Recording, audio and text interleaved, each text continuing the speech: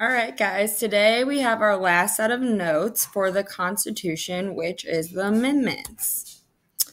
So, an amendment means a change or an addition to the Constitution.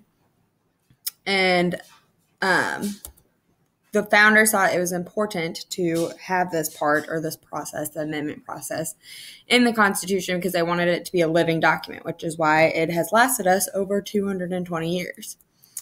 So currently there are 27 amendments total in the Constitution, but this is something you need to know for your test.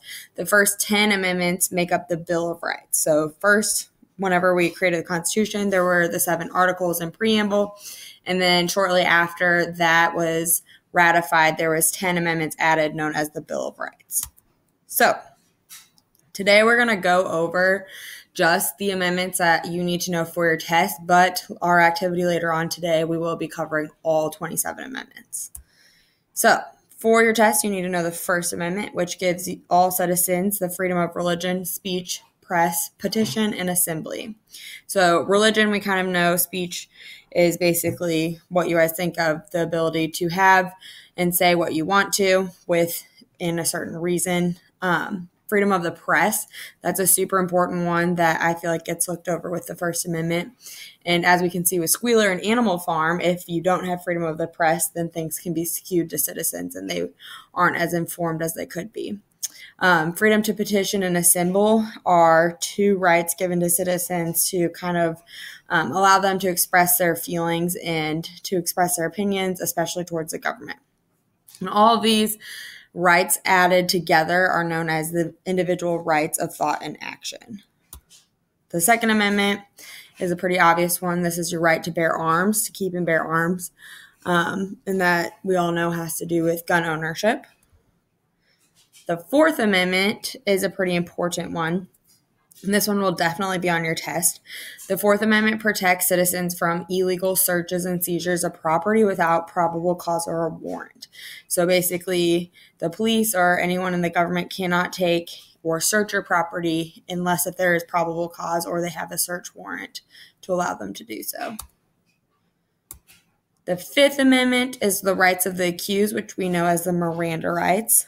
And as we covered in our first unit this year, this is like when you get arrested and they say you have the right to remain silent and spout off all of the rights that you have as someone who is being accused of a crime. So some things that are included within the Fifth Amendment are double jeopardy. So double jeopardy means that you can't be tried for the same crime twice without new and incriminating evidence. Self-incrimination, this is a protection that you have. So it's kind of like being aware of your Miranda rights. You don't have to incriminate yourself or somebody else accused of a certain crime. And that's when you can say, I plead the Fifth. And that's your right to not self-incriminate. And then due process basically says that the government cannot deny you life, liberty, or pursuit of happiness or property without following the legal steps of and providing you with all of your rights for a trial by jury and not incriminating you and not seizing your property without a search warrant or probable cause. So that's kind of how due process works. The Sixth Amendment is the right to a fair and speedy trial by jury of your peers. So speedy just means that you can't be held in prison for a crime that you haven't even been tried for 10 plus years without your trial, because that's not very fair. And fair and free trial, that's something that most courtrooms really strive to achieve, and just making sure that you have a wide variety of members on the jury and that nobody is directly tied to the case.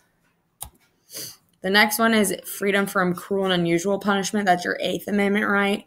And I think this one really ties in with Animal Farm. If you think of the pigs and the dogs especially, and how they treat some of the other animals, that kind of ties in with our Eighth Amendment right to be free from cruel and unusual punishment.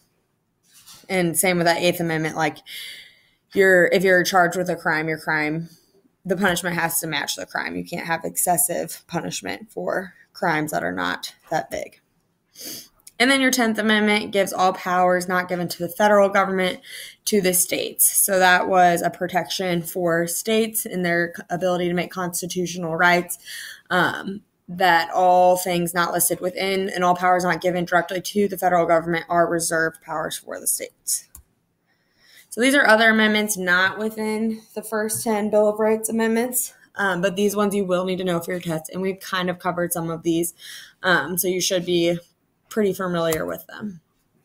So the 15th Amendment prohibits the government from denying citizens the right to vote based off of their race, and that's one of the Civil War amendments that came after the Civil War.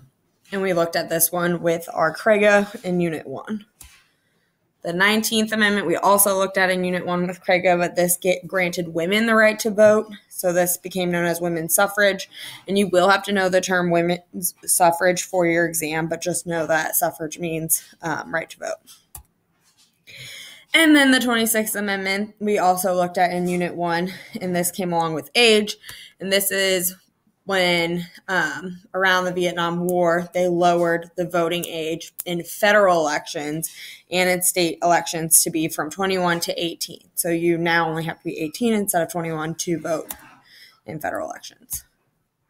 So that's all I have for you for notes on the amendments. So now I need you guys to complete the Let's Practice section on the last slide of these notes. Thank you.